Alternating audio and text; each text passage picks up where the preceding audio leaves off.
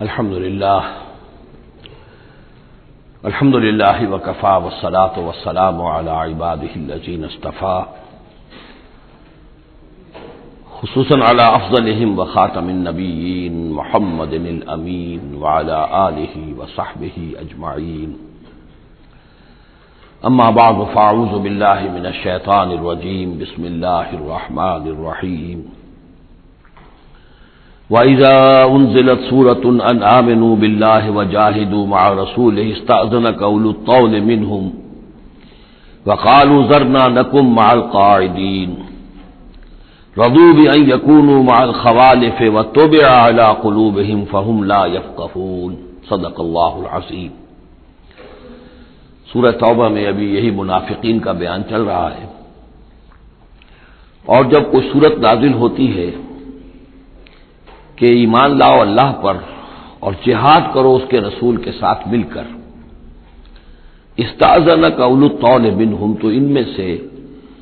جو مقدرت والے ہیں، دولت والے ہیں، وسائل رکھنے والے ہیں، وہ بھی آپ سے آ کر رخصت مانگتے ہیں۔ وقالوا ذرنا نکن مع القاعدین، اور کہتے ہیں کہ ہمیں چھوڑ دیجئے، رہنے دیجئے، ایگزمپٹ کر دیجئے، ہم یہیں بیٹھ رہنے والوں میں شامل ہو جائیں۔ رضوا بأن یکونوا مع الخوالف، وہ اس پر راضی ہو گئے کہ پیچھے رہنے والی عورتوں میں شامل کر دیے جائیں، یعنی جنگ کرنا مردوں کا کام ہے، اور خواتین کو چونکہ پیچھے بچے اور خواتین ظاہر بات ہے کہ گھروں میں رہ جانے والے تھے، تو انہوں نے اپنے لیے یہ مقام پسند کیا، یہ ایک طرح کا ان پر طنز ہے۔ رضوا بأن یکونوا مع الخوالف وطبع علی قلوبہم فہم لا یفقہون، تو ان کے دلوں پر مہر کر دی گئی اور اب وہ سمجھ نہیں سکتے۔ لیکن الرسول والذین آمنوا معہ، اس کے برعکس اللہ کے رسول صلی اللہ علیہ وسلم اور جو لوگ ان کے ساتھ ایمان لائے، جاہدوا باموالہم وانفسہم، انہوں نے جہاد کیا اللہ کی راہ میں، اپنے اموال سے بھی، اپنی جانوں سے بھی۔ واولئک لہم الخیرات، یہ وہ لوگ ہیں جن کے لیے بھلائیاں ہیں، خوبیاں ہیں، نیکیاں ہیں، اچھا اجر ہے۔ وَأُولَٰئِكَ هُمُ الْمُفْلِحُونَ، اور یقیناً یہی لوگ ہیں فلاح پانے والے، آخری منزل مراد کو پا لینے والے۔ فلاح کے لفظ پر انشاءاللہ تفصیلی گفتگو جو ہے وہ سورہ مومنون کے شروع میں ہوگی۔ یہ ایک بڑی اہم اصطلاح ہے قرآن کی، میں نے اب تک اس کا ترجمہ بس اسی طریقے سے اسی لفظ کے ساتھ کیا ہے۔ اعد اللہ لہم جنات تجری من تحتہا الانہار خالدین فیہا، اللہ تعالیٰ نے ان کے لیے ان باغات کو تیار کیا ہے جن کے دامن میں یا جن کے نیچے ندیاں بہتی ہوں گی، جن میں وہ ہمیشہ ہمیشہ رہیں گے۔ ذالک الفوز العظیم، اور یہ بہت بڑی کامیابی ہے۔ وجعل المعذرون من الاعراب لیؤذن لهم، اور آئے آپ کے پاس بہانے بنانے والے بدو بھی، مدینے کے لوگوں کا تذکرہ ہو رہا تھا، اب ظاہر بات ہے یہ نفیر عام تھی، اعلان عام تھا، تو اب جو بھی آس پاس تھے، جو دیہات میں رہنے والے مسلمان تھے، ان پر بھی یہ حکم جو ہے عائد تھا، تو ان میں سے بھی لوگ آئے اور رخصت طلب کرنے لگے۔ جعل معذرون من الاعراب، اعراب اعرابیون کی جمع ہے، وہ جو لوگ بادیہ نشین بدو، لیؤذن لهم، کہ انہیں بھی اجازت دے دی جائے، انہیں بھی رخصت دے دی جائے۔ وقعد الذین کذبوا اللہ ورسولہ، اور بیٹھ رہے وہ لوگ جنہوں نے کہ جھوٹ کہا تھا اللہ سے اور اس کے رسول سے، وعدے جو کیے سے وہ جھوٹ نکلے، یا یہ کہ جو عذر کر رہے وہ جھوٹا ہے۔ سیصیب الذین کفروا منہم عذاب علیم، ان قریب ان میں سے جو لوگ کفر پر اڑ جائیں گے، یا جو لوگ فی الواقع کفر کی حد کو پہنچ گئے ہیں، ان کے لیے دردناک عذاب ہے۔ لیس علی الضعفاء، کمزوروں کا معاملہ یہ نہیں ہے، ان پر کوئی ذمہ داری نہیں ہے، کوئی ملامت نہیں ہے، ضعیف ہوں، ولا علی المرضى، نہ ہی بیماروں پر، ولا علی الذین لا یجدون ما ينفقون، نہ ہی ان پر کہ جن کے پاس کچھ خرچ کرنے کے لیے نہیں ہے۔ آخر اتنا لمبا سفر کرنا ہے، تبوک تک جانا ہے، کوئی سواری چاہیے، 4 آدمیوں پر ایک اونٹ ہو، کچھ تو ہو، کہیں تو کچھ نہ کچھ تو ان کو سہارا ملے، ان کے پاس سامان نہیں ہے، پیسہ نہیں ہے۔ لا یجدون ما ينفقون، تو جو لوگ اپنے پاس کوئی اس کی مقدرت نہیں رکھتے اور ساز و سامان نہیں رکھتے، تو ان پر حرج نہیں ہے۔ لیسا علی الضعفاء حرج، یہ لیسا کے بعد جو ہے حرج یہاں آیا ہے، ان پر کوئی گناہ نہیں ہے، کوئی الزام نہیں ہے، کوئی ملامت نہیں ہے۔ اذا نصحوا للہ ورسولہ، جبکہ اللہ اور اس کے رسول کے ساتھ مخلص ہوں، دل میں اخلاص ہے، لیکن یہ کہ مجبوری فی الواقع ہے، کوئی ضعیف ہے، بہت بوڑھا ہے، کوئی بیمار ہے، کوئی بالکل یعنی بغیر کسی وسائل کے ہے، ما علی المحسنین من سبیل، ایسے جو محسن لوگ ہیں، جو جن کا دین جو ہے وہ یعنی درجہ احسان کو پہنچا ہوا ہو، ان کے لیے کوئی ملامت نہیں، ان کے اوپر کوئی گرفت نہیں۔ واللہ غفور الرحیم، اور اللہ غفور الرحیم ہے۔ ولا علی الذین اذا ما اتوک لتحملهم، اور نہ ہی ان پر کوئی الزام ہے یا ان پر کوئی گناہ ہے کہ جو آئے آپ کے پاس، جب آئے کہ آپ ان کے لیے سواری کا انتظام کر دیں، لتحملهم،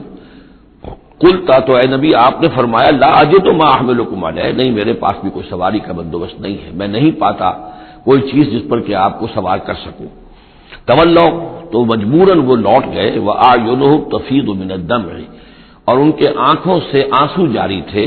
حزناً، اس حزن کی وجہ سے، اس رنج اور غم کی وجہ سے، اللہ یجدوا ما ينفقون، کہ ان کے پاس نہیں ہے جسے وہ خود خرچ کر سکیں اور اپنے لیے کسی سواری کا بندوبست کر سکیں۔ ایک طرف یہ جذبہ ہے، چاہتے ہیں، جانا چاہتے ہیں، لیکن مجبوری ہے، اس مجبوری کی بنا پر بھی اگر وہ رک رہے ہیں تو ان کو صدمہ ہے، افسوس ہے، رو رہے ہیں۔ دوسری طرف وہ ہیں جو اولو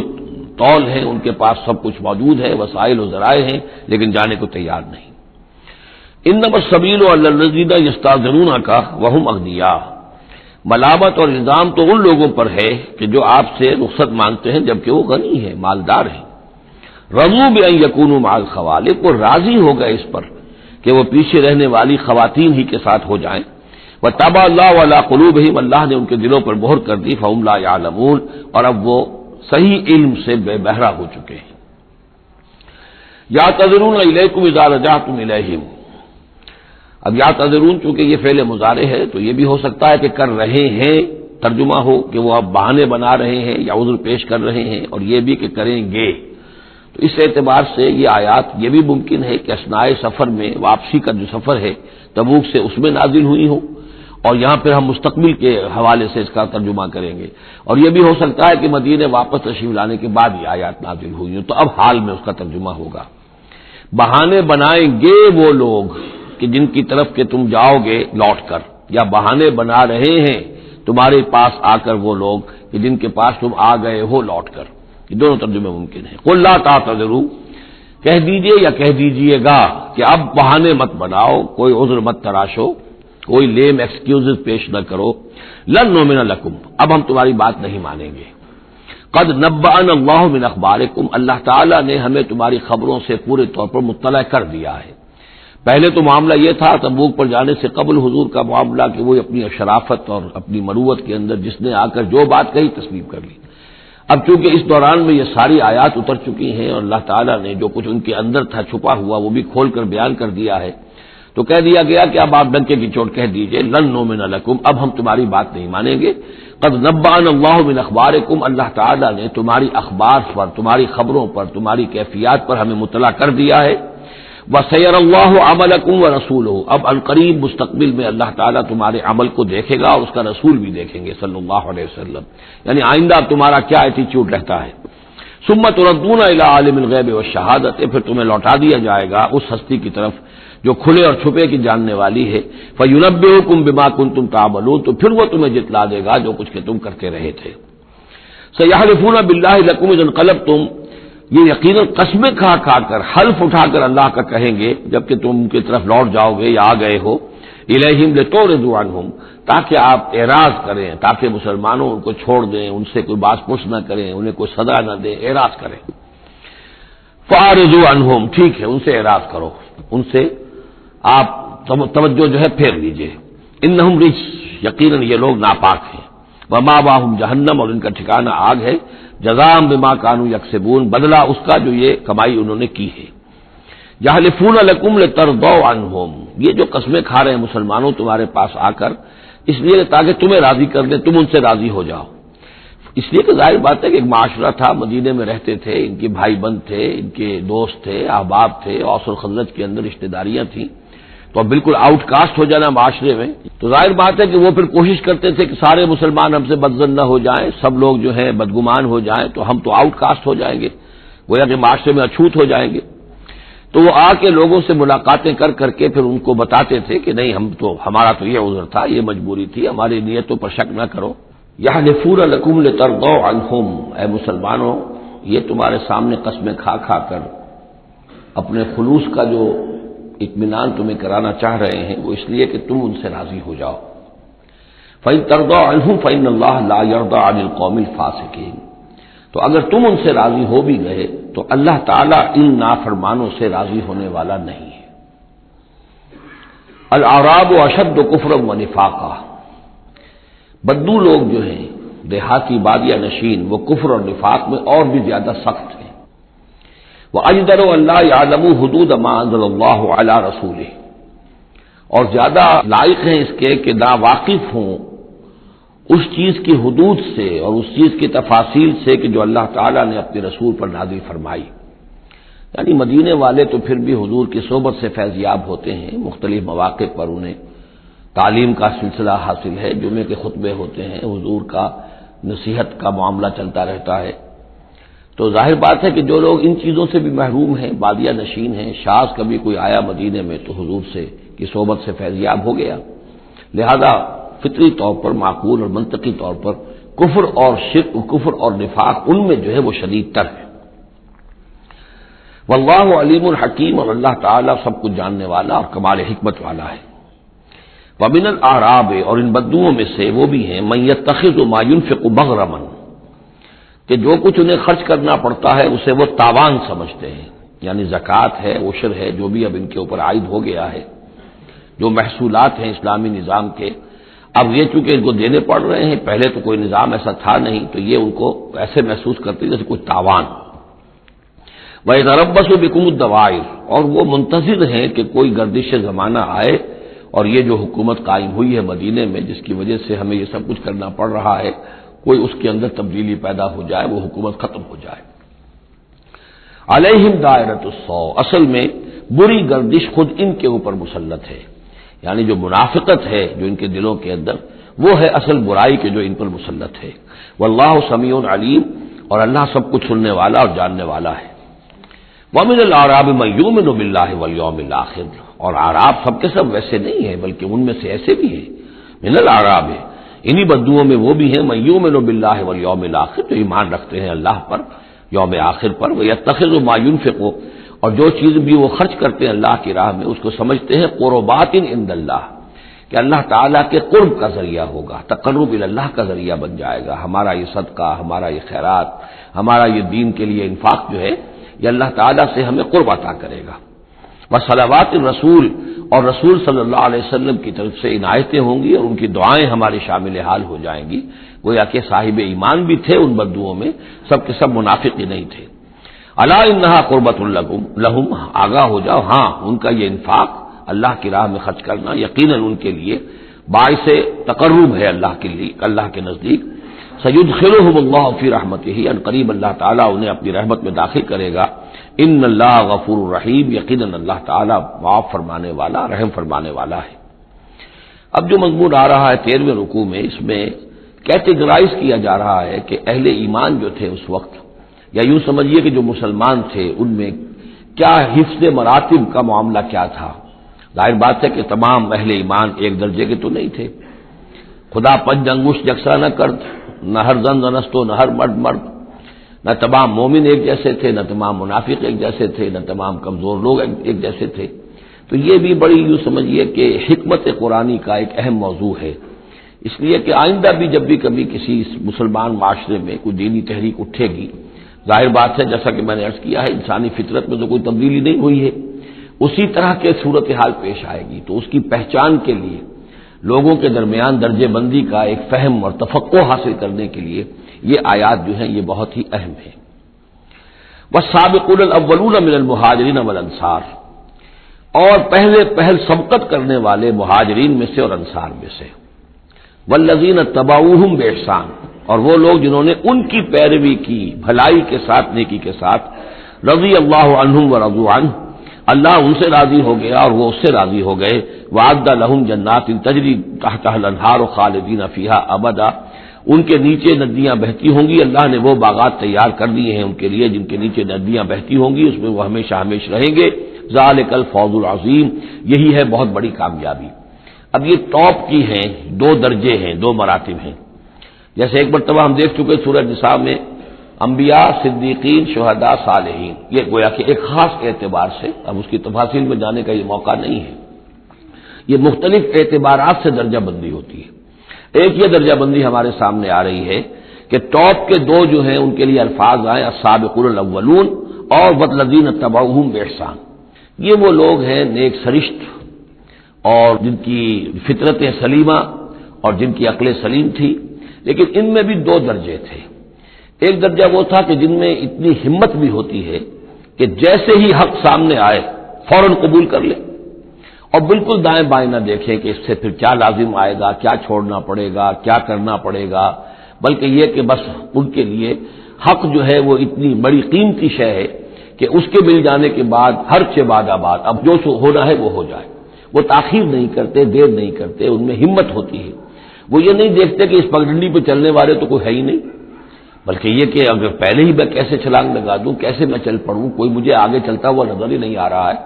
بلکہ ان کے اندر وہ ہمت ہوتی ہے۔ یہ ایک مزاج اللہ تعالیٰ نے لوگوں کے بنائے ہیں، جیسا کہ حضور نے فرمایا الناس کالمعادن، جیسے معدنیات ہیں۔ اب سونے کی اور جو ہے اس کو صاف کریں گے تو سونا بنے گا، چاندی کی اور کو کتنا ہی صاف کر دیں سونا تو نہیں بنے گا، وہ چاندی ہی بنے گی۔ تانبے کی اور ہے، کتنا ہی آپ اس پر محنت کر لیں وہ آپ اچھے سے اچھا تانبا اس میں سے نکال لیجئے، لیکن یہ کہ ظاہر بات ہے کہ وہ سونا تو نہیں بنے گا۔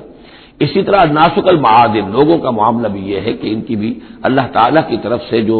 ان کی طباعیں بنائی گئی ہیں جس طرح کی، ان کے اندر فرق و تفاوت ہے۔ تو کچھ لوگ وہ ہیں السابقون الاولون، فوراً حق کو قبول کرنا، بے خطر کود پڑنا، بے خطر کود پڑا آتش نمرود میں عشق، عقل ہے محو تماشائے لبے بام ابھی۔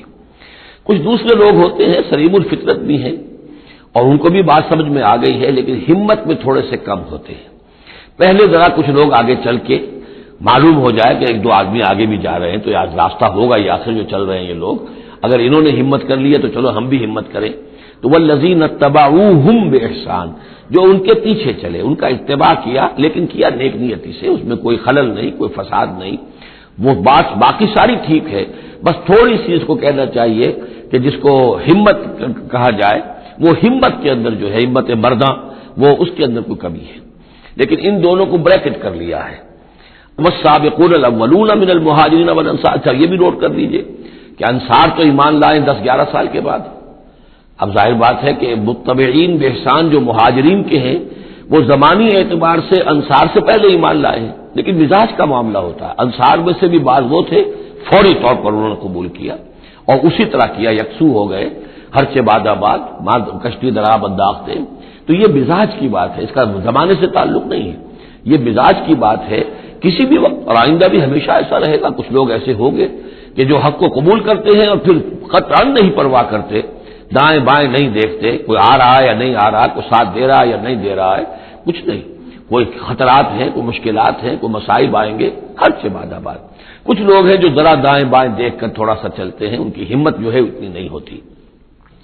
والسابقون الاولون من المہاجرین والانصار والذین اتبعوہم باحسان رضی اللہ عنہم ورضوا عنہ وأعد لهم جنات تجری تحتها الانہار خالدین فیہا ابدا ذلک الفوز العظیم وممن حولکم من الاعراب منافقون۔ اب یہ ایک طرف تو یہ ٹاپ کے دو اور ایک اب بالکل نیچے جا کر، اور جو لوگ تمہارے آس پاس آباد ہیں جو بدوؤں میں، جو بادیہ نشین ہیں، ان میں منافق ہیں، ومن اہل المدینہ، اور نہ صرف ان میں ہے اہل مدینہ میں بھی ہے۔ مردوا علی النفاق، یہ لوگ وہ ہیں جو نفاق پر اڑ چکے ہیں۔ اب یعنی ان کا نفاق جو ہے جیسے ٹی بی کی تھرڈ سٹیج ہوتی ہے کہ جس کے بعد پھر امید نہیں ہوتی کہ شفا ہو جائے گی، یہ پرانی زمانے کی باتیں ہیں، اب تو ٹی بی لا علاج مرض نہیں رہا، پہلے کی بات ہے۔ لیکن یہ ہے کہ یہ جو مرض ہے نفاق کا، ان کا تیسری سٹیج کو پہنچ چکا ہے۔ مردوا علی النفاق لا تعلمہم، آپ انہیں نہیں جانتے، نحن نعلمہم، ہم انہیں جانتے ہیں۔ سنعذبہم مرتین، ہم انہیں بار بار عذاب دیں گے۔ ان کے لیے تو عذاب روز کھڑا تھا، روز مطالبہ آتا تھا نکلو اللہ کی راہ میں، روز جھوٹ بولنا، روز قسمیں کھانی، روز کسی نہ کسی طریقے سے بہانے بنانا، ان کی زندگی ضیق میں تھی، یہ نہیں تھا کہ وہ اس طریقے سے آرام سے تھے۔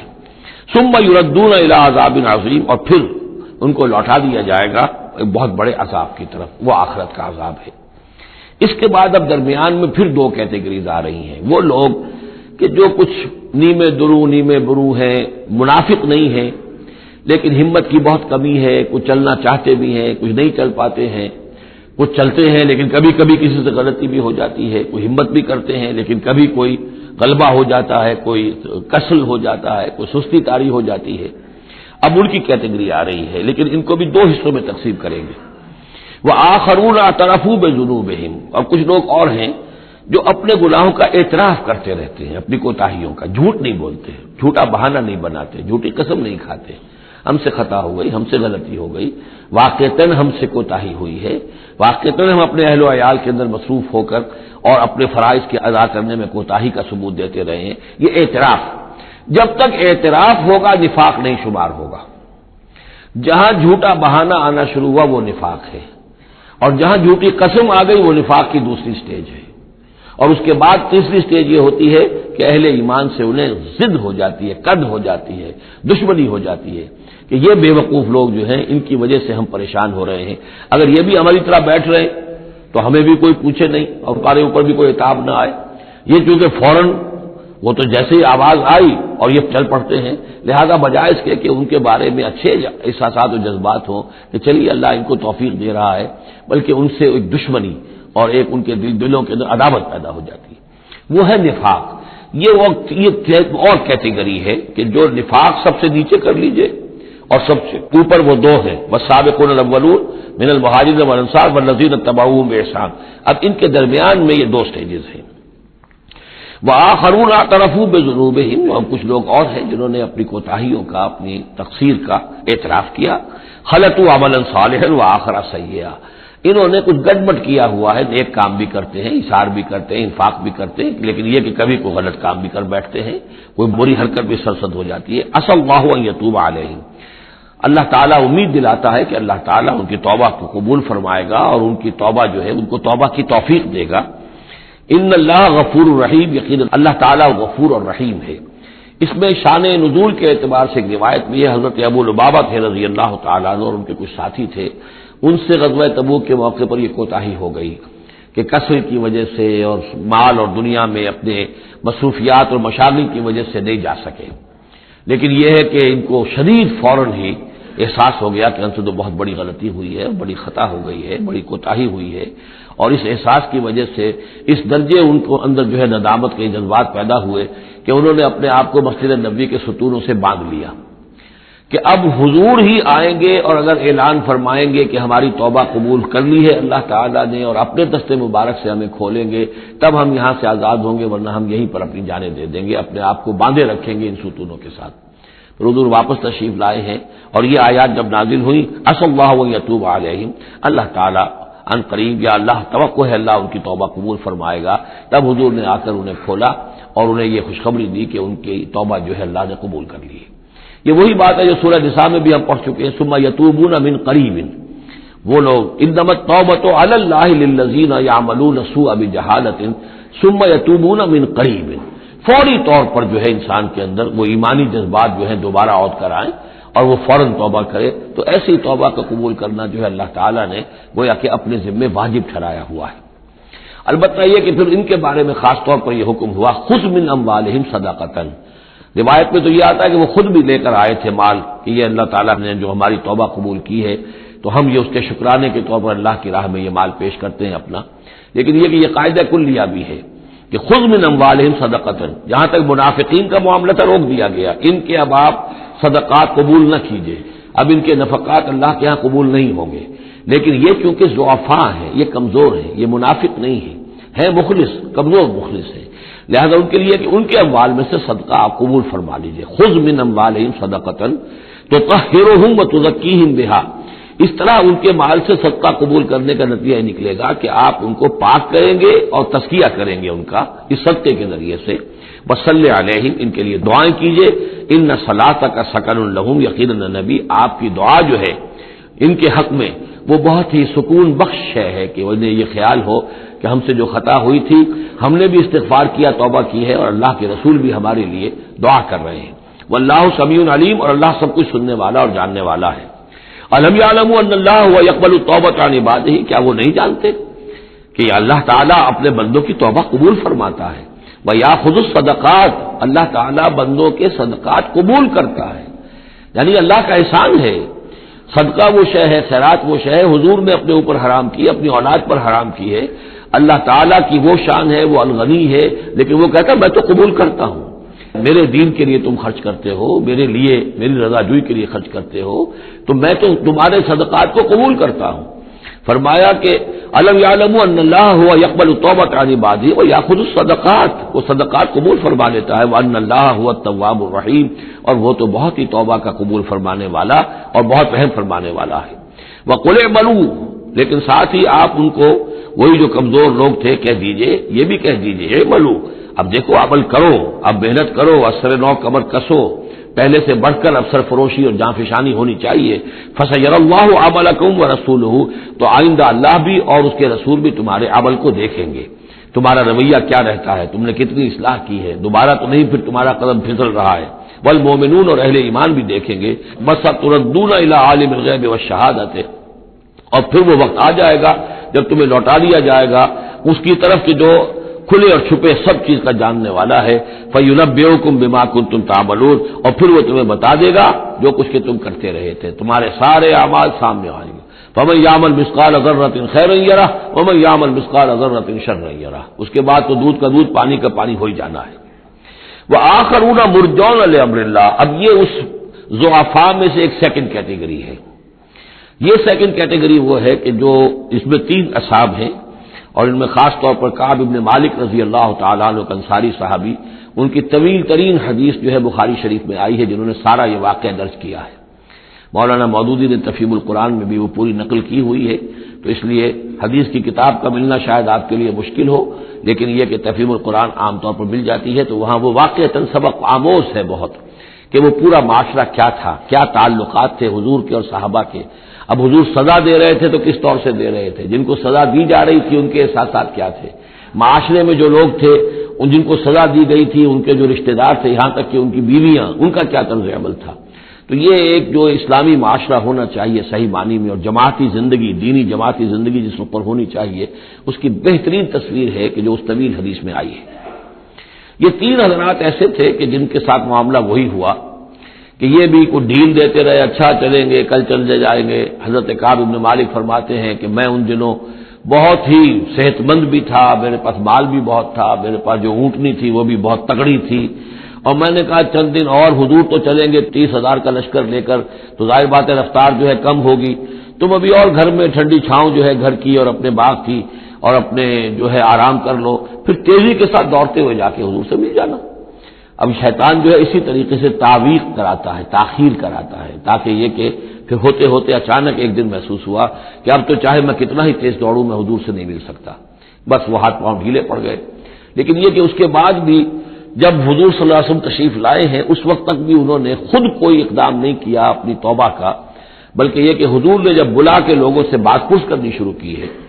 تو جو منافق آتے تھے وہ قسمیں کھا جاتے تھے، حضور کسی کی بات مان لیتے تھے، جو بھی تھی بات.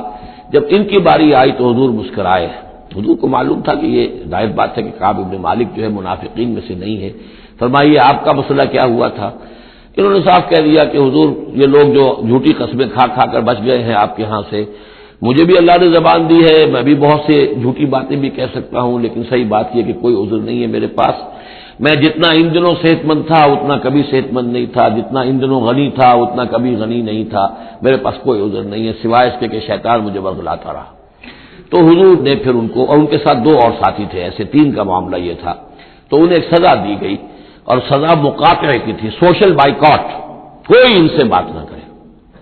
وہ ان کے اوپر 50 دن جو گزرے ہیں، گھر میں ان کی بیوی ان سے بات کرنے کو تیار نہیں ہے. پوچھا گیا کہ میں بیوی یہاں پر میں رکھوں یا نہ رکھوں؟ بیوی نے آ کر کہا بوڑھے آدمی ہیں، کوئی ان کی خدمت کرنے والا نہیں ہے کہ رہ سکتی ہو. لیکن شاید انہوں نے بعد میں اپنی بیوی کو بھی بھیج دیا تھا، اس لیے کہ کسی کے پاس جاتے تھے کہ اللہ کے بندے تمہیں تو معلوم ہے کہ میں منافق نہیں ہوں، میں مسلم ہوں، اور تم مجھ سے بات نہیں کرتے ہو. تو وہ جواب دیتے تھے مسلمان اللہ و رسولہ عالم، اللہ اور اس کے رسول کو زیادہ بہتر معلوم ہے، اور منہ موڑ کر چلے جاتے تھے. تو یہ وہاں کا معاشرہ جو ہے اس کے اندر جو نظم تھا، ضبط تھا کہ ہمارے نبی نے چونکہ انہیں سزا دی ہے لہذا ان سے کوئی کلام نہیں کرے گا. اسی میں وہ واقعہ بھی پیش آیا، کیونکہ 50 دن کا لمبا معاملہ تھا کہ ملک غسان کا جو ہے ان کے پاس ایک آ گیا ایلچی، اور اس کا خط اس نے دیا، اور اس میں یہ لکھا ہوا تھا کہ ہمیں معلوم ہے تمہارے ساتھی تم پر بڑا ظلم کر رہے ہیں، تمہارے صاحب جو ہے یعنی حضور صلی اللہ علیہ وسلم، تم تو بڑے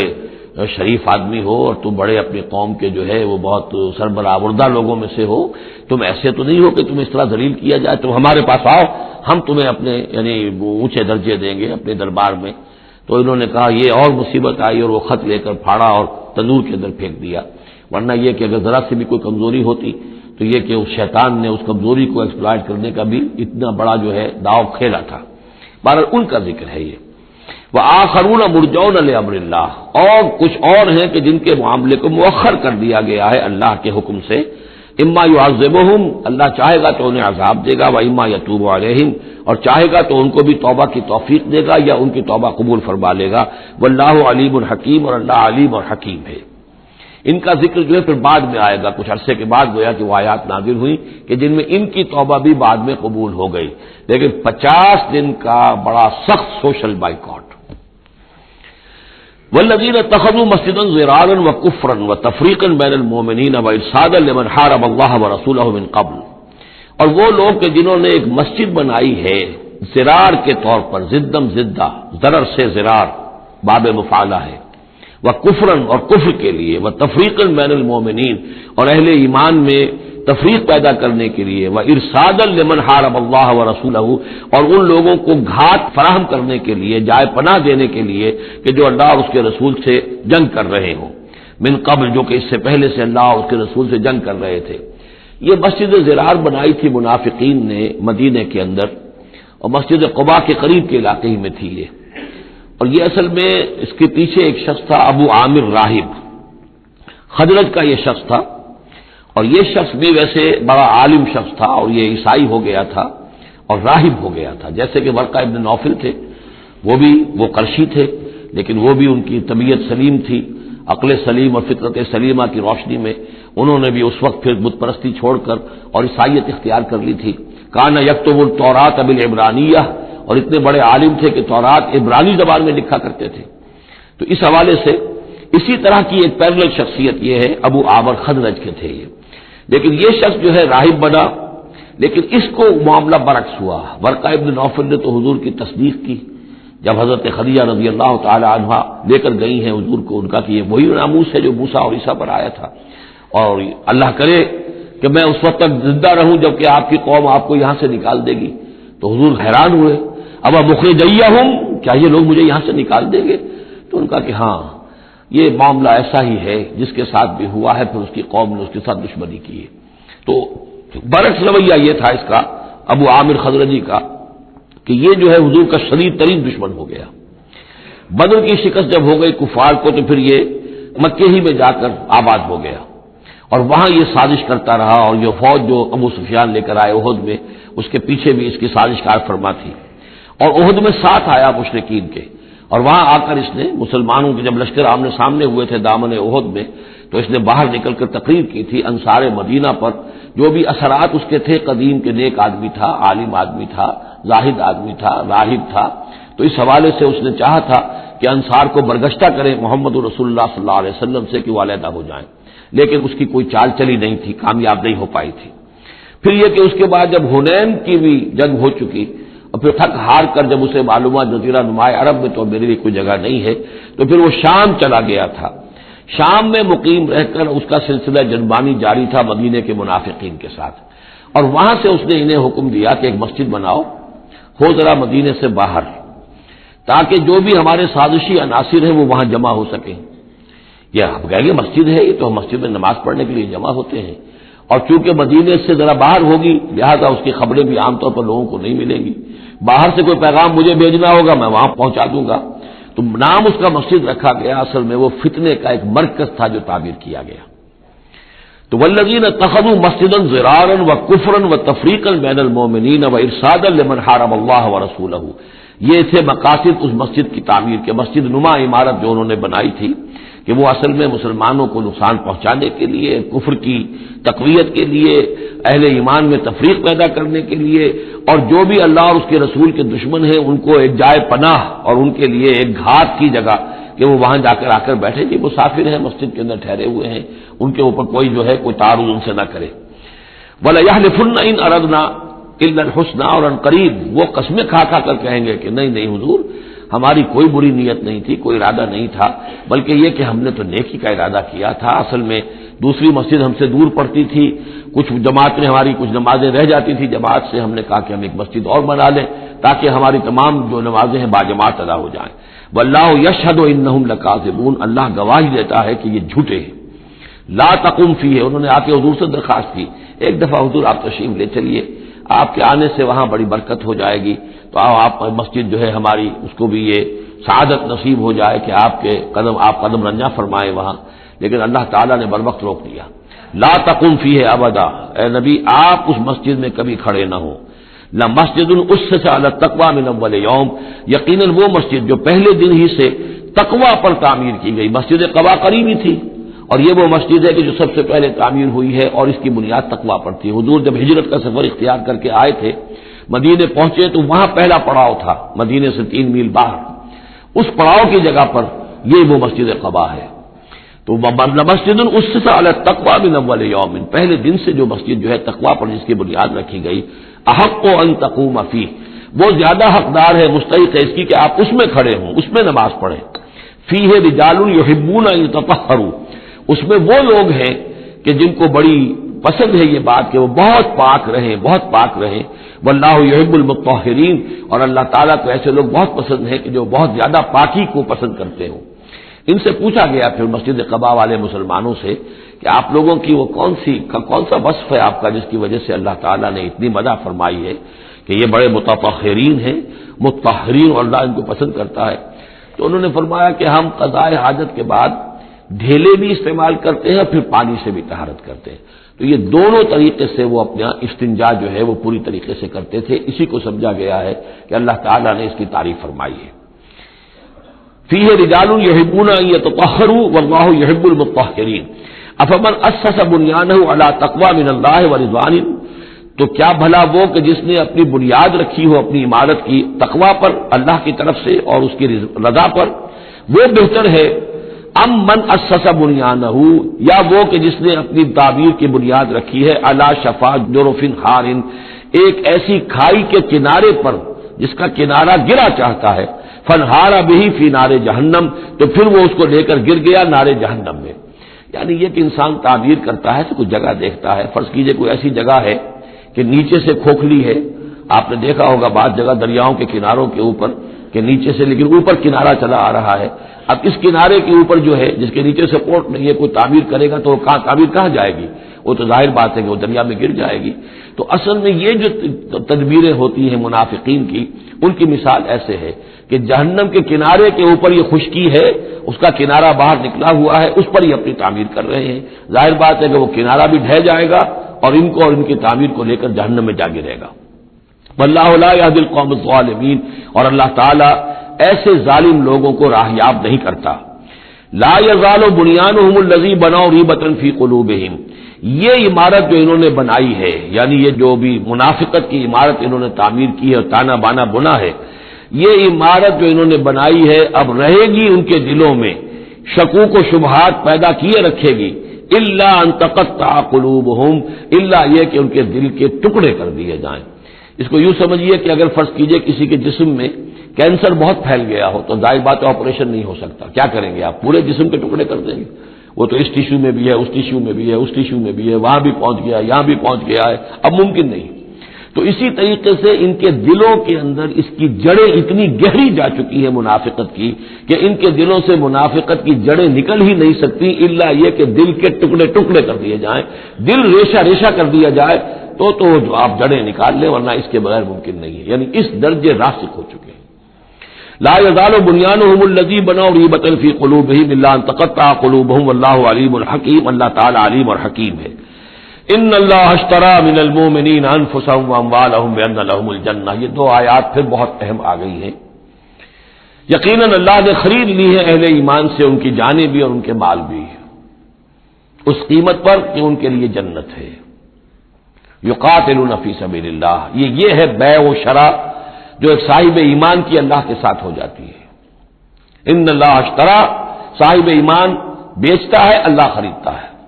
ان اللہ اشتری من المؤمنین انفسهم واموالهم بان لهم الجنہ یقاتلون فی سبیل اللہ، وہ جنگ کرتے ہیں اللہ کی راہ میں، فیقتلون ویقتلون، تو قتل کرتے بھی ہیں قتل ہوتے بھی ہیں۔ 70 قتل کر دیے انہوں نے قرشی میدان بدر میں، 70 شہید ہو گئے دامن احد میں۔ وعدن علیہ حقا، یہ وعدہ اللہ کے ذمے ہے، ثابت ہے، پختہ ہے، قائم ہے، یعنی جنت انہیں اللہ دے کر رہے گا۔ اس میں اصل میں جو بین السطور کا یہ یا جو بھی جو پس منظر میں ہے وہ یہ ہے کہ ایک سودا ہوتا ہے نقد، آپ نے مال دیا اور قیمت لے لی، بات ختم ہو گئی۔ یہ جو اللہ کے ساتھ سودا ہے یہ ادھار ہے، یہاں سب کچھ لگا دو، خرچ کر دو، جان مال تن من دھن لگا دو، آخرت میں ملے گی جنت۔ جنت یہاں نہیں ہے، جنت وہاں ہے۔ تو چونکہ ادھار کا سودا ہے اس پر دل میں کچھ نہ کچھ دغدغہ رہتا ہے۔ نو نقد نہ تیرا ادھار والی جو مثال ہے کہ 9 نقد نہ تیرا ادھار کی 13 سے بہتر ہے کہ 9 جو نقد ملتے ہیں وہ لے لیے جائیں۔ تو اس حوالے سے جو ہے انسانی کمزوری بربنائے طبع بشری اس کے اندر ایک دغدغہ رہتا ہے، اس کو اب کس زور کے ساتھ اس کی نفی کی جا رہی۔ وعدن علیہ حقا، کوئی شک نہ کرو یہ وعدہ ہے اس کے ذمے حق ثابت، فی التوراۃ والانجیل والقرآن، اور اللہ کی طرف سے اس وعدے کی توثیق 3 دفعہ ہو چکی ہے، تورات میں ہوئی، انجیل میں ہوئی، قرآن میں ہوئی۔ ومن اوفی بعہدہ من اللہ، اور اللہ سے بڑھ کر اپنے عہد کا وفا کرنے والا کون ہوگا؟ فاستبشروا ببیعکم الذی بایعتم بہ، پس خوشیاں مناؤ، جشن مناؤ اس بیع پر جو تم نے کی ہے۔ اب یہاں ایک لفظ اور آ گیا، بایعتم بہ، آپس میں جو سودا کیا ہے، مبایعت باب مفاعلہ، با یبیع بیچنا، یہ ثلاثی مجرد ہے، اور یہ جو ہے بیعت بنتی ہے بایا یبایع، آپس میں کوئی سودا کر لینا۔ تو فاستبشروا ببیعکم الذی بایعتم بہ، بس خوشیاں مناؤ اس بیع پر جس کا سودا تم نے اپنے اللہ سے کیا ہے۔ یہیں سے لفظ بیعت نکلا ہے۔ بیعت کیا ہے؟ ایک بندہ اللہ کے حوالے کرتا ہے اپنے آپ کو، لیکن چونکہ اللہ تعالیٰ تو سامنے خود موجود نہیں ہے، اس وقت اللہ کے رسول تھے، تو بیعت ہو رہی ہے اصل میں تو اللہ سے، بیع اللہ سے ہے اور بیعت رسول اللہ سے ہو رہی ہے صلی اللہ علیہ وسلم۔ دست مبارک اللہ کا نہیں ہے بلکہ اللہ کے رسول کا ہے۔ البتہ ایک جگہ ہم جا کر دیکھ لیں گے کہ فرمایا گیا کہ ایک تیسرا ہاتھ اور بھی ہے، انویزیبل ہاتھ، غیر مرئی ہاتھ اللہ کا بھی ہے، ید اللہ فوق ایدیہم، اللہ کا ہاتھ ان کے ہاتھوں کے اوپر ہے۔ تو یہ بیع ہے، یہ سودا ہے، یہ ایمان کا لازمی تقاضا ہے۔ ان اللہ اشتری من المؤمنین انفسهم واموالهم بان لهم الجنہ یقاتلون فی سبیل اللہ فیقتلون ویقتلون وعدا علیہ حقا فی التوراۃ والانجیل والقرآن ومن اوفی بعہدہ من اللہ فاستبشروا ببیعکم الذی بایعتم بہ وذلک هو الفوز العظیم، اور یہی ہے بہت بڑی کامیابی۔ اللہ تعالی ہم میں سے ہر ایک کو یہ توفیق دے کہ اللہ کے ساتھ یہ بیع و شرا ہم کریں، اللہ کے ساتھ سودا کریں اور اللہ تعالیٰ کے ہاتھ اپنے جانیں اور مال بیچ دیں۔ اب اس کا جو ظہور ہوگا انسانی شخصیت میں وہ کیا ہے؟ یہ آیت بھی بڑی ہی گمبھیر اور بڑی جامع آیت ہے، بہت جامع آیت ہے۔ اس میں 9 الفاظ آئے ہیں، التائبون العابدون الحامدون السائحون الراکعون الساجدون الآمرون بالمعروف والناہون عن المنکر والحافظون لحدود اللہ وبشر المؤمنین۔ توبہ کرنے والے، اللہ کی پرستش اور بندگی کرنے والے، اللہ کی حمد اور تعریف کرنے والے، دنیاوی آسائشوں سے لا تعلق رہنے والے، سائحون پچھلے زمانے میں ہوتا تھا بنباس لینے والے، چلے جانے والے، شہروں کو چھوڑ کر چلے جاتے تھے لوگ جنگلوں کے اندر، لیکن ہمارے ہاں اسلام میں اب سیاحت نہیں رہی ہے، رہبانیت ختم کر دی گئی ہے۔ البتہ روزے داروں پر اطلاق ہوتا ہے، مہاجرین پر، مجاہدین پر جو اللہ کی راہ میں نکلے ہوتے ہیں وہ بھی گویا کہ ان کے مشابہ ہو جاتے۔ لا رہبانیت فی الاسلام الا الصوم، لا رہبانیت فی الاسلام الا الجہاد فی سبیل اللہ۔ الراکعون رکوع کرنے والے، الساجدون سجدہ کرنے والے، اور پھر 3 الفاظ وہ ہیں کہ جو ایک عملی جد و جہد، باقی سارے اوصاف تو اپنے ہیں، ذاتی ہیں، لیکن اس سے جو متعدی ہونا ہے، معاشرے کے ساتھ انہیں جو معاملہ کرنا ہے، جو بھی اب اس دعوت و تحریک کے لیے جو عمل کرنا ہے، الآمرون بالمعروف نیکی کا حکم دینے والے، والناہون عن المنکر بدی سے روکنے والے، اور سب سے زیادہ جامع لفظ آیا حافظون لحدود اللہ، اللہ کے حدود کی حفاظت کرنے والے۔ گویا کہ خدائی فوجدار بن کر کھڑے ہو جانے والے کہ یہ اللہ کے حدود ہیں، ہم پامال نہیں کرنے دیں گے، ہم انہیں توڑنے نہیں دیں گے۔ یہ ہے وہ در حقیقت کے جو منہج انقلاب نبوی کے ضمن میں اس دور میں جو ایک اجتہاد کی ایک ضرورت ہے کہ جو بھی آخری مرحلہ ہوگا جبکہ وہ سارے مراحل طے ہو چکے ہوں تو اس میں نہیں منکر بالید کہ ہم حدود اللہ کو اب نہیں ٹوٹنے دیں گے اور ہم پوری طاقت کے ساتھ حفاظت کریں گے اللہ کی حدود کی، اور جو بھی منکرات ہیں ان کو روکیں گے۔ وبشر المؤمنین، اور اے نبی ان اہل ایمان کو آپ بشارت دے دیجئے، اللہم ربنا اجعلنا منہم۔ ما کان للنبی والذین آمنوا ان یستغفروا للمشرکین ولو کانوا اولی قربی، اور یہ نبی کے لیے اور نہ ہی اہل ایمان کے لیے یہ روا ہے کہ وہ استغفار کریں، بخشش چاہیں مشرکین کے لیے، خواہ وہ ان کے قرابت دار ہوں، ولو کانوا اولی قربی من بعد ما تبین لہم، اس کے بعد کہ ان کے لیے یہ بات واضح ہو چکی ہو انہم اصحاب الجحیم کہ وہ لوگ جہنمی ہیں۔ وما کان استغفار ابراہیم لابیہ الا عن موعدۃ وعدہا ایاہ، اور نہیں تھا استغفار کرنا ابراہیم کا اپنے والد کے حق میں مگر ایک وعدے کی بنیاد پر کہ جو انہوں نے اس سے کیا تھا جب گھر سے نکالا ہے باپ نے، یہ ہم سورہ مریم میں پڑھیں گے، تو اس وقت وعدہ کر کے نکلے تھے ساستغفر لک ربی انہ کان بی حفیہ، وہ وعدہ نبھاتے رہے، اور وہ نبھاتے اس لیے رہے کہ امید تھی کہ جب تک وہ زندہ تھا باپ کہ شاید اللہ تعالیٰ اس کو ہدایت دے دے اور یہ ایمان پر آ جائے، لیکن جب اس کی موت واقع ہو گئی تو انہوں نے استغفار بند کر دیا، اس لیے کہ اب ثابت ہو گیا کہ وہ در حقیقت کفر کے اوپر اڑا رہا اور موت جب واقع ہو گئی تو اب تو توبہ کا دروازہ بند ہو چکا۔ فلما تبین لہ انہ عدو للہ، اور جب ان پر یہ بات روشن ہو گئی، واضح ہو گئی کہ وہ تو اللہ کا دشمن ہے، تبرأ منہ، تو ان سے تبرئی کیا اور ان سے اعلان بیزاری کر دیا۔ ان ابراہیم لأواہ حلیم، یقیناً ابراہیم تو بہت درد دل تھے اور بہت ہی حلیم الطبع تھے۔ وما کان اللہ لیضل قوما بعد اذ ھداھم، اور یہ اللہ کی شان نہیں ہے، اللہ کا یہ طریقہ نہیں ہے کہ وہ کسی قوم کو گمراہ کر دے اس کے بعد کہ انہیں ہدایت دی ہو، حتی یبین لہم ما یتقون، جب تک کہ واضح نہ کر دے جس چیز سے بچنا چاہیے، یعنی جب تک یہ آیت قرآن میں نہیں اتری تھی اگر کسی مسلمان نے اپنے کسی مشرک باپ یا ماں کے لیے دعا کی ہے تو اللہ نے اس کے لیے معافی کا اعلان کر دیا کہ چونکہ اس بات سے ابھی تک تمہیں آگاہ نہیں کیا گیا تھا کہ اہل ایمان کے لیے رواج نہیں ہے کہ مشرکین کے لیے استغفار کریں، تو جب تک یہ حکم نہیں آ گیا تھا جو بھی اگر کسی نے کیا ہے تو اللہ تعالیٰ اس پر کوئی بات پوچھ نہیں کرے گا۔ ما کان اللہ لیضل قوما بعد اذ ھداھم حتی یبین لہم ما یتقون، جب تک کہ واضح نہ کر دیا جائے کہ ان چیزوں سے آپ کو بچنا ہے۔ ان اللہ بکل شیء علیم، یقیناً اللہ تعالیٰ ہر شے کا جاننے والا ہے۔ ان اللہ لہ ملک السماوات والارض، یقیناً اللہ ہی کے لیے ہے آسمان اور زمین کی بادشاہی، یحیی و یمیت، وہی زندہ رکھتا ہے، وہی موت وارد کرتا ہے۔ ما لکم من دون اللہ من ولی ولا نصیر، اور تمہارے لیے کوئی نہیں ہے، کوئی نہ حمایتی اور نہ کوئی مددگار اللہ کے سوا۔ لقد تاب اللہ علی النبی والمہاجرین والانصار، اللہ تعالیٰ مہربان ہوا، شفقت فرمائی اللہ تعالیٰ نے اپنے نبی پر بھی صلی اللہ علیہ وسلم، والمہاجرین اور مہاجرین پر، والانصار اور انصار پر، الذین اتبعوہ فی ساعۃ العسرۃ، جنہوں نے ان کا ساتھ دیا، ان کی پیروی کی، ان کا اتباع کیا بڑی مشکل وقت میں۔ یہ اسرہ جو ہے اس کو کہا جاتا ہے تبوک کو جیش الاسرہ، بہت ہی تنگی تھی، راشن کی بہت کمی تھی، بھوک کا معاملہ، قحط کا معاملہ، بہت سخت آزمائش تھی جو اللہ تعالیٰ نے اس وقت مسلمانوں کی ہے، لیکن جن لوگوں نے ساتھ دیا، ثابت قدم رہے، ان کے لیے اب یہ کہ اللہ تعالیٰ کی طرف سے اعلان عام ہو رہا ہے۔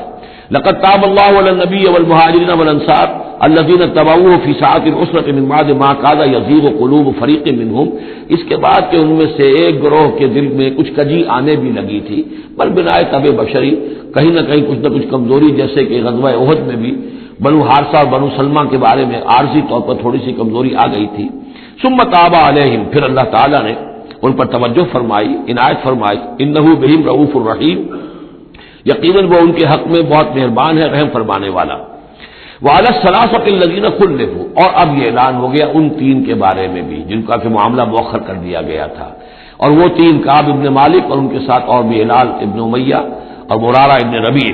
رضی اللہ تعالیٰ عنہ اجمعین، یہ تین صحابہ تھے انصاری۔ وعلی الثلاثۃ الذین خلفوا، اور ان لوگوں پر بھی وہ جو تین کہ جن کا معاملہ ذرا پیچھے ڈال دیا گیا تھا، مؤخر کر دیا گیا تھا، ان پر بھی اللہ نے توبہ فرمائی، یعنی اللہ نے توبہ قبول فرمائی۔ حتی اذا ضاقت علیہم الارض بما رحبت، یہاں تک کہ جب زمین ان پر اپنی تمام کشادگی کے باوجود تنگ پڑ گئی، وضاقت علیہم انفسہم، اور ان پر اپنی جانیں جو ہے بھاری ہو گئیں، وظنوا ان لا ملجا من اللہ الا الیہ، اور انہیں یقین ہو گیا کہ اللہ تعالیٰ سے بچ کر جا کر کوئی اور پناہ گاہ ہے ہی نہیں سوائے اس کے کہ اسی کی جناب میں آ کر پناہ لی جائے۔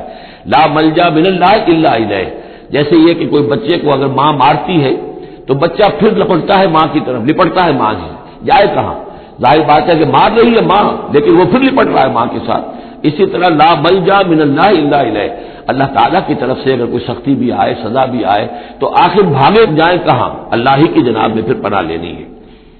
نہ کہیں جہاں میں اما ملی جو اما ملی تو کہاں ملی میرے جرم خانہ خراب کو تیرے عفو بندہ نواز میں۔ ثم تاب علیہم لیتوبوا، تو اللہ تعالیٰ نے ان کی توبہ قبول فرمائی تاکہ وہ بھی دوبارہ متوجہ ہو جائیں اور اپنی جو بھی کمزوریاں تھیں ان کو رفع کریں۔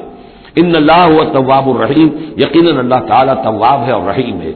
یا ایھا الذین آمنوا اتقوا اللہ وکونوا مع الصادقین، اہل ایمان اللہ کا تقوی اختیار کرو اور دیکھو صادقین کی جماعت کے ساتھ جڑے رہو۔ یہ جڑے رہنا جو ہے یہ ہے در حقیقت کسی جماعتی زندگی کے اندر، جیسا کہ ہم نے اس سے پہلے پڑھا تھا سورہ انعام میں، لہ اصحاب یدعونہ الی الہدی ائتنا، اگر کسی کے کچھ ساتھی ہوں، کسی وقت کسی کا پاؤں گر گیا، پھسل گیا، تو کوئی اور ساتھی سہارا دینے والا ہو، ہاتھ پکڑنے والا ہو، کسی کی کسی وقت ہمت جو ہے جواب دے رہی ہے تو دوسرا جو ہے اس کی ہمت بنانے والا ہو، اجتماعی زندگی جو برکتیں ہیں۔ یا ایھا الذین آمنوا اتقوا اللہ وکونوا مع الصادقین، اور سچے لوگوں کی معیت اختیار کرو۔ ما کان لأہل المدینۃ ومن حولہم من الاعراب ان یتخلفوا عن رسول اللہ، یہ بالکل روا نہیں تھا مدینے والوں کے لیے اور نہ ہی جو ان کے ارد گرد سے بدو لوگ جو آباد تھے کہ وہ پیچھے رہ جاتے رسول کو چھوڑ کر۔ رسول جا رہے ہیں، تپتی راہیں مجھ کو پکارے، دامن پکڑے چھاؤں گھنیری، وہ تپتی راہوں کی طرف رسول تو جا رہے ہیں اور یہ بیٹھے رہے اپنی ٹھنڈی چھاؤں کے اندر۔ وَلَا يَرْغَبُوا بِأَنفُسِهِمْ عَن نَّفْسِهِ، اور نہ ان کے لیے یہ روا تھا کہ وہ نبی کی جان سے بڑھ کر اپنی جان کی فکر کرتے، اپنی جان کی پرواہ کرتے، اپنی آسائش اور اپنی حفاظت اور اپنی عافیت جو ہے اس کی فکر کرتے۔ ذالک بانہم لا یصیبہم ظمأ، یہ اس لیے کہ انہیں نہ تو آتی کوئی بھوک پیاس لگتی، ولا نصب، نہ کوئی ان کے اوپر تکان طاری ہوتی، ولا مخمصۃ، نہ کبھی انہیں فاقے کی تکلیف دوبارہ کرنا پڑتی فی سبیل اللہ، اللہ کے راہ میں، ولا یطعون موطئا، اور نہ ہی وہ قدم رکھتے کسی جگہ پر یغیظ الکفار، جس سے کہ کفار کے دلوں میں آگ لگے، ولا ینالون من عدو نیلا، اور نہ وہ لیتے اپنے دشمن سے کچھ بھی، کوئی بازی حاصل کرتے، کچھ پاتے، کچھ اس سے فتح حاصل کرتے، الا کتب لهم به عمل صالح، مگر یہ کہ ہر اس فعل کے ساتھ ساتھ ان کے اعمال میں عمل صالح نیکیوں کا اندراج ہوتا رہتا، چاہے کبھی بھوک لگتی، کبھی پیاس لگتی، کبھی کوئی اور تکلیف ہوتی، کہیں چلنا پڑتا، اس کی مشقت ہو جاتی، تکان ہو جاتی، کہیں دشمن سے کوئی غدر پہنچا کر اہل ایمان کو لیے کوئی نفع حاصل کر لیا جاتا، جو بھی ہوتا یہ سب کا سب ان کے نامہ اعمال میں نیکیوں کی صورت میں درج ہوتا چلا جاتا۔ ان اللہ لا یضیع اجر المحسنین، یقیناً اللہ تعالی محسنوں کے اجر کو ضائع نہیں کرتا۔ ولا ينفقون نفقۃ صغیرۃ ولا کبیرۃ، اور نہ ہی وہ خرچ کرتے کوئی نفقہ، کوئی انفاق چھوٹا ہو یا بڑا، ولا يقطعون وادیا، اور نہ طے کرتے کوئی وادی الا کتب لهم، مگر یہ کہ وہ لکھ لی جاتی، ان کے سارے نامہ اعمال کے اندر یہ سارے اعمال درج ہو جاتے۔ لیجزیہم اللہ احسن ما كانوا يعملون، تاکہ اللہ تعالیٰ انہیں بدلہ دیتا بہت ہی عمدہ اس کا کہ جو وہ کرتے رہے ہیں۔ وما كان المؤمنون لينفروا كافة، اور اہل ایمان کے لیے یہ بات تو ممکن نہیں ہے کہ وہ سب کے سب نکل آئیں۔ اب یہ در حقیقت حل بتایا جا رہا ہے، کیونکہ یہ بات سامنے آ چکی ہے کہ جو لوگ بدو ہیں، بادیہ نشین ہیں، وہ کفر میں اور نفاق میں زیادہ سخت ہیں، ان کو حضور کی صحبت سے فائدہ نہیں پہنچ رہا، استفادہ نہیں کر پاتے۔ اب کیا کیا جائے، اس کا حل کیا ہو؟ یہ تو ممکن نہیں ہے کہ سارے بادیہ نشین آئیں اور مدینے میں آباد ہو جائیں۔ ما كان المؤمنون لينفروا كافة، سب کے سب اپنے اپنے علاقوں کو چھوڑیں اور آ جائیں مدینے میں، تو اب کیا شکل ہوگی؟ فلولا نفر من كل فرقة طائفة منهم طائفة، تو کیوں نہ نکلے ہر ایک جماعت میں سے ایک گروہ، ایک حصہ، لیتفقهوا فی الدین، وہ آئیں حضور کی خدمت میں رہیں، تفقہ فی الدین حاصل کریں، دین کا فہم، دین کی سمجھ حاصل کریں۔ وَلَيُنذِرُوا قَوْمَهُمْ إِذَا رَجَعُوا إِلَيْهِمْ، اور پھر جب جائیں اپنی قوم کی طرف واپس تو اپنی قوم کو بھی خبردار کریں، لَعَلَّهُمْ يَحْذَرُونَ، تاکہ وہ بھی بچیں۔ یعنی یہ ایک ہدایت کر دی گئی کہ اب تمام لوگ جو ہیں اس طریقے سے نظام بنایا جائے کہ لوگ آیا کریں گروہ در گروہ، اور یہاں مدینے میں حضور کے پاس قیام کریں، ان کی تربیت ہو، تعلیم ہو، ان کو سمجھایا جائے، سکھایا جائے، پڑھایا جائے، پھر وہ جائیں اور اپنے اپنے علاقوں میں جا کے لوگوں کے اندر اسی تعلیم کو عام کریں۔ یا ایھا الذین آمنوا قاتلوا الذین یلونکم من الکفار، اے اہل ایمان جنگ کرو ان کافروں سے جو تمہارے ساتھ ملحق ہیں۔ اصل میں یہ چونکہ اب حضور صلی اللہ علیہ وسلم کی جو دعوت کا بین الاقوامی یا عالمی یا آفاقی دور ہے اس کا آغاز ہو چکا ہے، اب اس کو بڑھنا ہے، تو یہاں حکم دیا جا رہا ہے جو دارالاسلام کی سرحد یہاں ہے تو جو کافر یہاں بستے ہیں ان سے قتال کرو، پھر وہ سرحد آگے چلی جائے گی تو اگلوں کے ساتھ قتال کرو۔ یہ قتال جاری رہنا ہے تا آ کے پوری دنیا پر اللہ کا دین غالب ہو جائے۔ جیسے کہ وہ قتال جاری رہا قاتلوہم حتی لا تکون فتنۃ ویکون الدین کلہ للہ، جیسے جزیرہ نما عرب کی حد تک قتال کے جاری رکھنے کا حکم تھا کہ جب تک جزیرہ نما عرب سے کفر اور شرک کا خاتمہ نہیں ہو جاتا اور اللہ کا دین وہاں غالب نہیں ہو جاتا یہ جنگ جاری رہے گی۔ اب معاملہ یہ ہے کہ حضور صرف عرب کے لیے نہیں بھیجے گئے تھے بلکہ پوری دنیا کے لیے، لہذا اب اس کے لیے یہ اعلان عام ہے، چارٹر ہے، اسی پر عمل کرتے ہوئے فوجیں نکلی ہیں۔ ورنہ جیسا کہ میں نے کئی مرتبہ عرض کیا ہے، ایرانیوں نے تو کہا بھی تھا کہ ہمارے اوپر کیوں تم چڑھ کر آ گئے، یہ اللہ کا حکم ہے۔ یا ایھا الذین آمنوا قاتلوا الذین یلونکم من الکفار ولیجدوا فیکم غلظہ، اور چاہیے کہ وہ تمہارے اندر سختی محسوس کریں، نرمی نہ پائیں، سختی محسوس کریں۔ وَاعْلَمُوا أَنَّ اللَّهَ مَعَ الْمُتَّقِينَ، اور جان لو کہ اللہ تعالیٰ متقیوں کے ساتھ ہے۔ وَإِذَا مَا أُنزِلَتْ سُورَةٌ فَمِنْهُم مَّن يَقُولُ أَيُّكُمْ زَادَتْهُ هَٰذِهِ إِيمَانًا، اور جب کوئی سورت نازل ہوتی ہے تو وہ کہتے ہیں آپس میں، پھر منافقین کا تذکرہ ہو رہا ہے، بھائی کس کے ایمان میں اضافہ ہو گیا اس سورت سے، استہزاء کے انداز میں، کیونکہ یہ بات کہی گئی ہے جب وہ آیات سنتے ہیں اللہ کی تو ان کے ایمان میں اضافہ ہوتا ہے، تو اب وہ تبصر کرتے تھے۔ وَإِذَا نَزَلَتْ سُورَةٌ أُنزِلَتْ سُورَةٌ، جب کوئی سورت نازل کی جاتی ہے، فَمِنْهُمْ، تو ان میں سے وہ لوگ بھی ہیں جو کہتے ہیں مَن يَقُولُ أَيُّكُمْ زَادَتْهُ هَٰذِهِ إِيمَانًا، اس سورت کے آنے سے تم میں سے کس کس کے ایمان میں اضافہ ہو گیا۔ فَأَمَّا الَّذِينَ آمَنُوا فَزَادَتْهُمْ إِيمَانًا، تو واقعتاً جو ایمان والے ہیں ان کے ایمان میں یقیناً اضافہ ہوا ہے۔ وَهُمْ يَسْتَبْشِرُونَ، اور وہ خوش ہوتے ہیں، خوشیاں مناتے ہیں، اللہ نے مزید آیات اتاری ہیں، اللہ نے ہمارے ایمان کو اور جلا بخشی ہے۔ وَأَمَّا الَّذِينَ فِي قُلُوبِهِم مَّرَضٌ، رہ گئے وہ لوگ کہ جن کے دلوں میں روگ ہے، فَزَادَتْهُمْ رِجْسًا إِلَىٰ رِجْسِهِمْ، تو ان کے جو گندگی پہلے سے ہے ان آیات کے نزول کے بعد بھی ان کی گندگی ہی میں اضافہ ہوتا ہے۔ وَمَاتُوا وَهُمْ كَافِرُونَ، اور وہ مرتے ہیں اسی حال میں کہ وہ کافر ہوتے ہیں۔ أَوَلَا يَرَوْنَ أَنَّهُمْ يُفْتَنُونَ فِي كُلِّ عَامٍ مَرَّةً أَوْ مَرَّتَيْنِ، کیا یہ منافق دیکھتے نہیں ہیں کہ ہر سال ان کو آزمایا جا رہا ہے، ایک بار یا دو بار، کوئی نہ کوئی مرحلہ آ جاتا ہر سال، کوئی قتال کا مرحلہ آ گیا، کوئی اور آزمائش آ گئی۔